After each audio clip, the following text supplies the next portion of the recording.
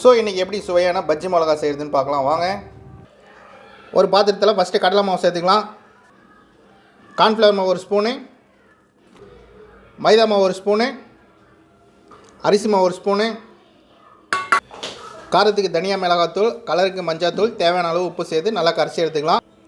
நல்லா மிக்ஸ் பண்ணி தண்ணி ஊற்றி நல்லா பிசைஞ்சு எடுத்துக்கலாம். இந்த பதத்துக்கு நல்லா ரெடி பண்ணி எடுத்துக்கலாம் பஜ்ஜி மாவை. ஸோ நல்லா பச்சை மிளகாவை நல்லா நம்ம அரிஞ்சு எடுத்துக்கலாம் 2 பீஸாக. இது நல்லா 2 பீஸாக நம்ம எடுத்துக்கலாம். ஸோ எண்ணெய் காஞ்ச பிறகு நம்ம ஏற்கனவே கட் பண்ணி வச்சுருக்க பஜ்ஜி மிளகாவை நல்லா எண்ணெயில் போட்டு எடுத்துக்கலாம். இப்போ நம்மளாம் வந்துடுச்சு. இப்போ நம்ம அதை ஒரு பிளேட்டுக்கு மாற்றிக்கலாம்.